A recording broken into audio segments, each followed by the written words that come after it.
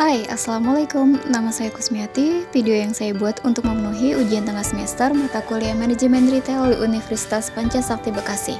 Nomor induk mahasiswa 289-227-0001 dengan dosen pengampu Bapak Darminis, SEME. Pada materi kali ini, saya akan menjelaskan mengenai pengertian cash register.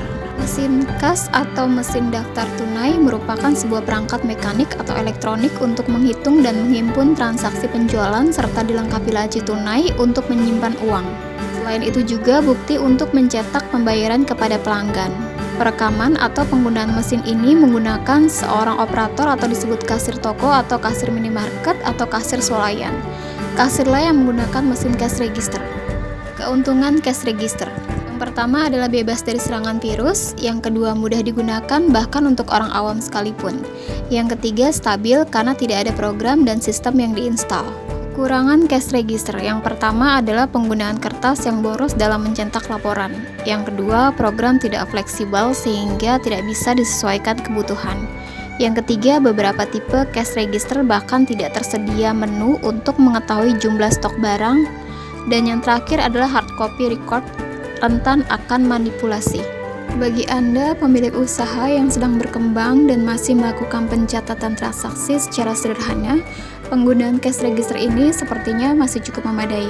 Namun jika usaha Anda cukup besar dan membutuhkan pencatatan transaksi yang jauh lebih rumit serta pengontrolan stok yang akurat, maka cash register ini tidak disarankan atau dapat beralih ke mesin yang lebih canggih.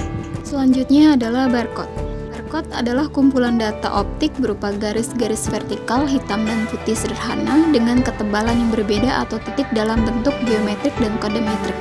Barcode digunakan untuk menyimpan data spesifik, misalnya kode barang, tempat penyimpanan, harga, tanggal kadaluarsa, dan lainnya. Barang-barang yang memiliki barcode akan mempercepat dan meningkatkan akurasi kasir melayani pembayaran dari konsumen. Barcode dibaca dengan sebuah alat optik reader atau semacam scanner, yaitu barcode reader. Alat ini sebagai alat input saja, ia akan membaca data yang ada pada barcode, jadi tidak diperlukan input data lagi menggunakan keyboard. Manfaat barcode. Yang pertama, memperkecil kesalahan entry data. Yang kedua, pindaian atau scan dengan barcode cepat dan akurat. Yang ketiga, menghemat waktu operator dalam bekerja. Yang keempat, memudahkan pelacakan sumber barang, harga kadaluarsa, dan lainnya sesuai kode yang dibuat pada barcode. Kemudian ada jenis-jenis barcode. Yang pertama, barcode produk retail. Yang kedua, barcode untuk penerbitan. Yang ketiga, untuk keperluan farmasi. Dan yang terakhir adalah keperluan non-retail. Secara khusus, penggunaan barcode pada retail akan memudahkan. Pertama, mampu dengan cepat mengidentifikasi barang mana cepat habis dan harus segera dipesan ke supplier. Yang kedua, mampu menyediakan informasi untuk melacak barang mana yang slow moving sehingga barang ini tidak perlu dipesan buru-buru. Yang ketiga, memudahkan memonitor pergerakan penjualan kapan saja, harian, mingguan, bulanan, sehingga bisa diketahui dengan cepat tingkat profitabilitas toko. Yang keempat, tersedianya catatan dan historis penjualan, sehingga prediksi ke depan mudah ditentukan. Yang kelima, mudah mengetahui barang-barang mana yang dijual dengan promo, diskon, ataupun sudah naik harga jualnya. Dan yang terakhir, menyediakan informasi untuk persediaan dan penjualan toko dengan akurat. Selanjutnya ada pergudangan dan transaksi. Pada toko retail, barang dagang dari supplier sebelum didisplay di toko terlebih dahulu disimpan di gudang. Supplier mengirim barang ke bagian gudang, dari gudang diterima dan dicek, disimpan, dan nantinya dikirim ke toko untuk dijual secara eceran. Dalam hal ini, gudang sebagai tempat menyimpan barang dagangan atau inventory untuk sementara waktu. Kemudian ada stock of name atau stock taking. Stock of name didefinisikan sebagai kegiatan mencocokkan barang real yang ada di gudang dengan catatan di komputer.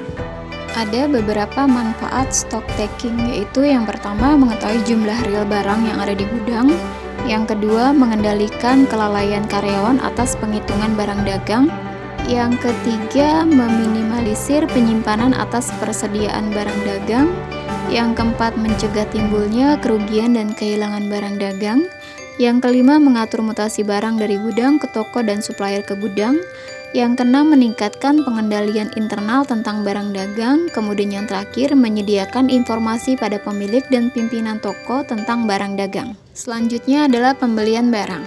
Pembelian barang dagang adalah kegiatan yang direncanakan untuk mendapatkan barang atau jasa di mana barang atau jasa tersebut akan dijual lagi ke konsumen. Pembelian barang dagang merupakan salah satu fungsi toko retail. Sebuah retail tidak mungkin bisa menjual sesuatu tanpa membeli barang dagang. Kegiatan utama toko retail menjual barang dagang sebelum membeli barang. Bagian pembelian belum ada unit ini. Pembelian dipegang langsung oleh manajer atau pemilik toko retail. Pemilik toko perlu meminta informasi dari bagian gudang terkait tentang 1. Daftar stok barang di gudang. Daftar ini merangkum jumlah barang yang real di gudang dan yang sedang dipesan serta historis penjualan 3 bulan di belakang. 2. Informasi perputaran persediaan. Yang ketiga, jumlah barang dagang yang harus tersedia di toko di displaynya. Keempat, informasi stok cadangan adalah stok jaga-jaga bila kehabisan stok karena supplier telat kirim atau sebab lainnya. Yang kelima, informasi ramalan penjualan 3 bulan sampai dengan 12 bulan ke depan.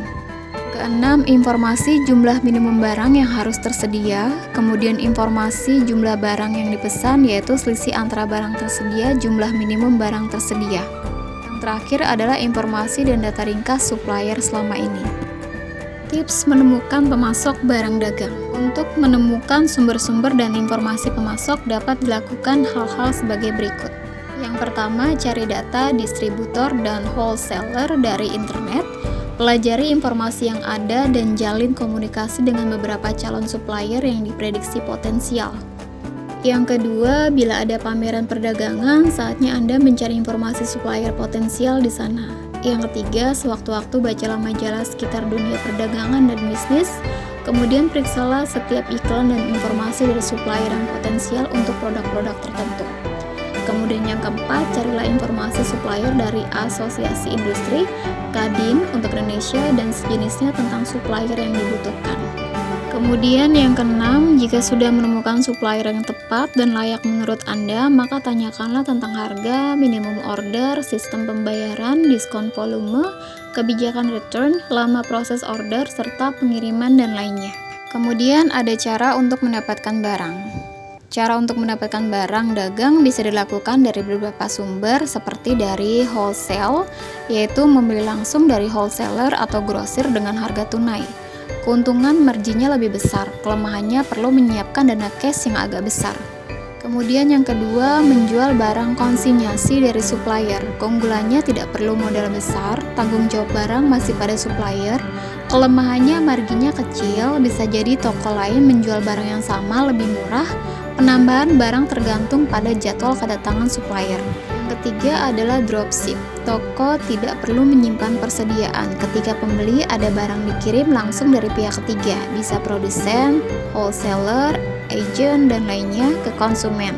Di sini penjual hanya sebagai mediator saja. Penjualan secara dropship ini banyak dilakukan pada bisnis yang dijalankan secara online. Berikutnya ada studi kasus dari dampak positif dan negatif berdirinya minimarket terhadap masyarakat, yaitu kehadiran minimarket di sekitar kita mungkin membuat mudah berbelanja dengan suasana yang nyaman dan ramah. Nyaman dikarenakan memang termanajemen dengan rapi dari kantor pusat minimarket bersangkutan, sehingga ada standar yang ditetapkan, begitu juga dengan keramahan para karyawannya. Seperti halnya sesuatu di dunia ini jelas ada positif dan negatif. Jadi mari kita membahas dampak positif dari berdirinya minimarket terhadap masyarakat. Dampak positif minimarket. Yang pertama, harga yang murah. Hal ini bisa terjadi karena produsen memberikan potongan sangat besar karena produsen dari item bersangkutan atau produk merasa sangat terbantu dengan jaringan distribusi minimarket yang sangat luas. Bukan cuma itu saja, minimarket membeli dengan kuantitas yang sangat besar. Yang kedua, menciptakan lapangan kerja sehingga mampu menyerap tenaga kerja yang ada meskipun tidak begitu signifikan. Yang ketiga, memberikan pelajaran kompetisi yang baik dan benar. Maksudnya baik dan benar yaitu sesuai atau setara dengan minimarket itu sendiri, seperti contohnya adalah modalnya. Dampak negatifnya yang pertama adalah mematikan toko kelontong yang ada di sekitarnya. Minimarket memiliki kemampuan manajemen yang jauh lebih baik daripada toko kelontong. Biasanya toko kelontong dikelola belum secara profesional atau hanya berdasarkan kekeluargaan saja. Kemudian yang kedua, jika tidak adanya kembalian uang receh seperti halnya Rp100, maka kasir akan menginformasikan atau menanyakan apakah uang Rp100-nya ingin didonasikan saja. Kemudian yang ketiga, membuat masyarakat tergoda dan berbelanja di luar batas kemampuannya dikarenakan penataan layout atau peletakan barang-barangnya sudah ditata sedemikian rupa sehingga menarik pembeli untuk berbelanja lagi lebih banyak. Jadi, meskipun peranan konsumsi dalam kegiatan perekonomian sangat penting, bukan berarti bahwa tindakan pemborosan itu dapat dibenarkan. Kita harus dapat melakukan kegiatan konsumsi dengan wajar. Tindakan konsumsi dikatakan wajar apabila penggunaan uang dilakukan secara selektif, yaitu dengan menyusun prioritas kebutuhan manakah yang harus didahulukan. Contoh studi kasus lainnya, kenapa jika Anda datang ke Tanah Minang tidak ada satupun Indomaret, Alfamart, Lawson, ataupun waralaba sejenis di kota tersebut? Ya, tak ada satupun minimarket waralaba di kota-kota seperti Bukit Tinggi, Padang, dan sekitarnya. Padahal di kota besar lain minimarket tumbuh menjamur di mana-mana. Dan ternyata sebabnya adalah pemerintah daerah setempat memang melarang minimarket waralaba beroperasi di wilayah tersebut. Ada kekhawatiran keberadaannya akan mematikan pedagang tradisional. Hal tersebut sudah pernah dikemukakan oleh mantan wali kota Padang, Mahyeldi Ansyarullah. Ia menegaskan tidak akan memberikan izin kepada jaringan waralaba Alfamart dan Indomaret untuk membuka gerainya di kota Padang. Menurut Mahyeldi, kehadiran kedua waralaba tersebut dapat merusak ekonomi daerah nantinya. Indomaret dan Alfamart tidak dikeluarkan izinnya karena akan merusak ekonomi daerah, ujar mantan wali kota Padang tersebut. Dengan suasana toko yang modern, terang ber-AC, barang yang tertata apik, aneka barang yang cukup lengkap, dan harga jual yang pasti tentunya membuat orang lebih suka berbelanja di minimarket waralaba. Sehingga berpotensi menyebabkan warung-warung atau toko kelontong menjadi sepi pembeli. Di samping itu, sejak dulu orang Minang dikenal dengan tradisi dagangnya. Dengan adanya larangan bagi minimarket waralaba, secara otomatis penduduk asli yang kebanyakan adalah pedagang dapat terlindungi dari gerusan persaingan. Meskipun begitu, bukan berarti tak ada minimarket sama sekali di Sumatera Barat. Terdapat juga minimarket namun sifatnya milik perorangan atau waralaba. Minimarket tersebut biasanya disebut toserba atau toko serba ada. Terima kasih, cukup sekian materi yang saya sampaikan. Mohon maaf atas kekurangannya. Wassalamualaikum warahmatullahi wabarakatuh.